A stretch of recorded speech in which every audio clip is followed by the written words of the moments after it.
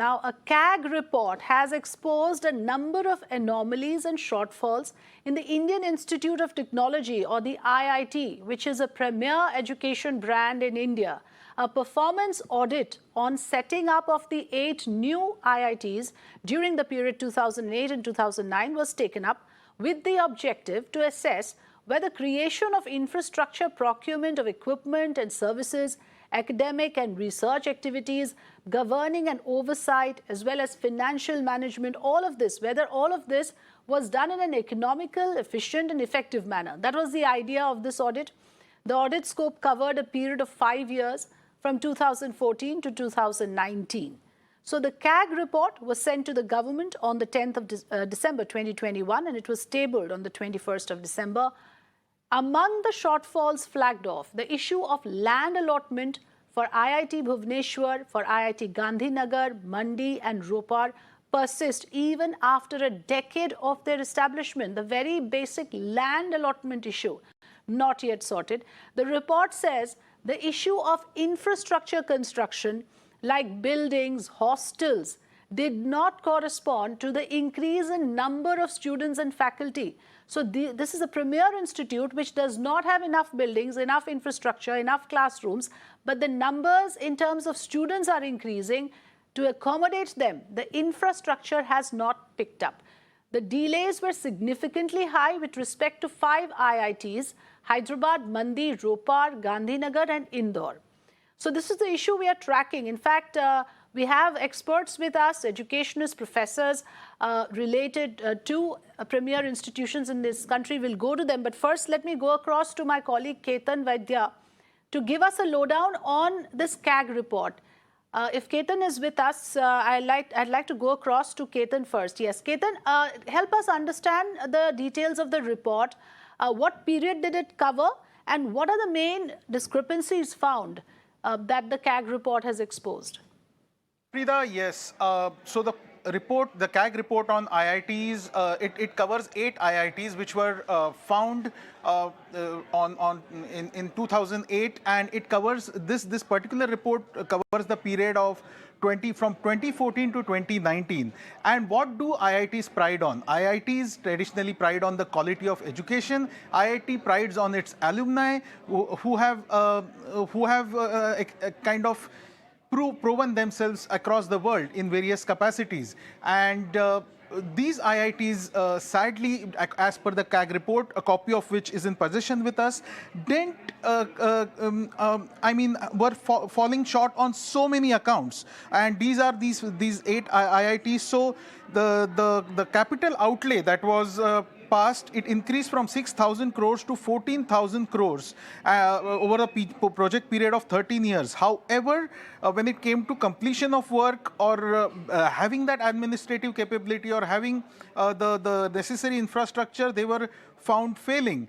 When it comes to target of students, it was expected that this expansion of 8 new IITs will bring in 18,880 students. However, the CAG report says that 33%, which is like only 6,224 students could be admitted. And why the number of students was so less? Because buildings didn't come in place, because admissions didn't happen, because not enough faculty was hired. When it came to hiring faculty hiring faculty from SC, ST, then also this report has found that these 8 IITs were found wanting. So overall, what is the hallmark of an academic institution? It should be academically superior and administratively superior. However, the report indexes all the 8 IITs on different levels, that despite more than a decade after their establishment, they have failed in establishing quality infrastructure, in hiring of faculties, and in getting the necessary students on board. And also one more important thing, the IITs are known for their groundbreaking innovation. These 8 IITs were really, they couldn't be up to the mark, or they were not proven up to the mark when it came to setting up new patents. And the research standards were also below par. And we are not talking about the traditional IITs, the IIT Mumbai's and the Kharagpurs and the Kanpurs of the world. We are talking about these 8 IITs which were set up after 2008. Is important. these are the new IITs which were set up post 2008, for which this audit was done. The other IITs that have existed before that, those were not under this report at the moment, because these were only meant for the recently created and established IITs. Thanks for joining us, Ketan. Let's now welcome Professor Ujjwal K. Chaudhary, who is a Pro-Vice Chancellor of the Adamas University. Professor Chaudhary, very good evening. Thanks for joining us. You heard my colleagues say that there are shortfalls and anomalies across parameters. So that kind of forces us to ask this question that, is it enough to set up an institution, give it that brand name? But when it comes to measuring up with the adequate standards, these institutions have failed according to the CAG report. Yeah. First, one small correction. I just a couple of months ago moved out of the Adamas University, but nevertheless, the question that you have asked, very rightly, many of these campuses were opened with political reasons, to cater to a certain constituency and due to patronage, without taking into consideration the availability of resources. Former Pro-VC.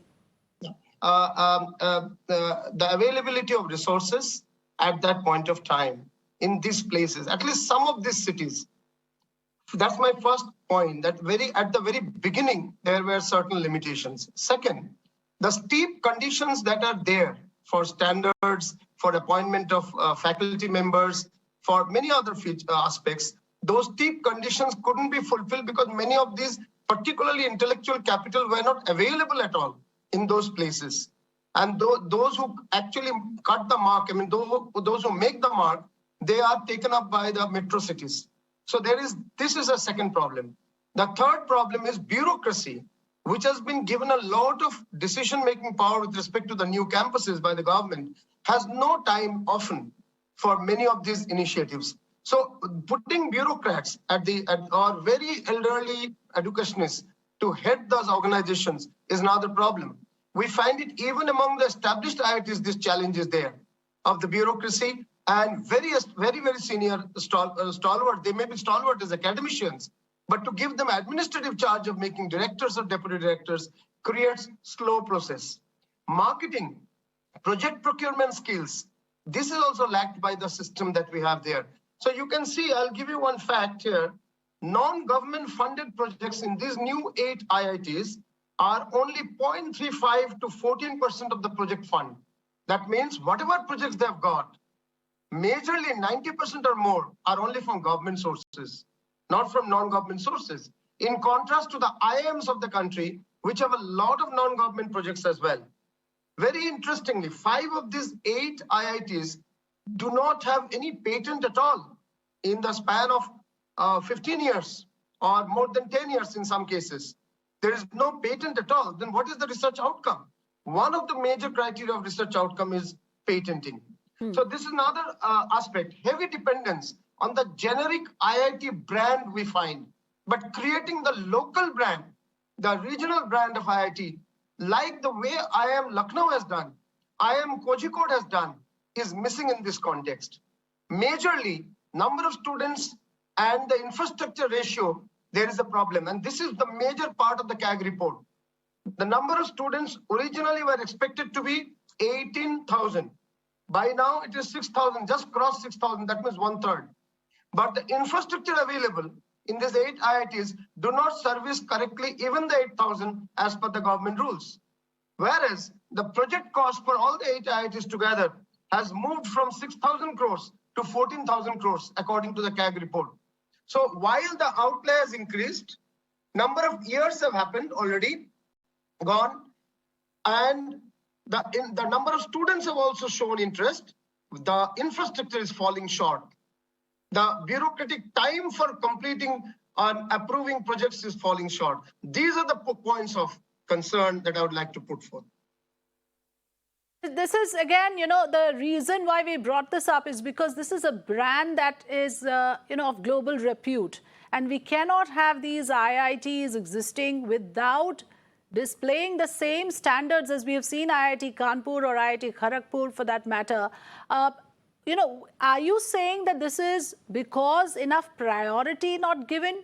Or is there a funding issue? Or do you think that, it's a matter of spreading ourselves too thin? We cannot handle as many of them and in this scale. So it was more about creating a posturing about so many IITs. Rather, you would, not use the brand name in that manner, you think? Reasons except the funding, because the outlay by the government has already increased from 6,000 crores to 14,000 crores in these 10, 12 years. So the funding has not been a crisis. The funding provision is there in the budget. But as you know, providing a budget or allocating a budget and actually spending it, there is a big difference. And bureaucratic speed is required for that. Construction speed on the ground is required for that. Supervision is required for that. But then there are lacuna there. Having said that, yes, you are right. Spreading too thin is a reason. Non-availability of the right intellectual capital is another reason. And surely political posturing for certain cities where availability of such high quality human resource is very tough, that's also true. Yes. But I'm wondering why Hyderabad IIT is lacking. There should not have been a human resource crisis there. Why, for example, Bhubaneswar IIT is lacking.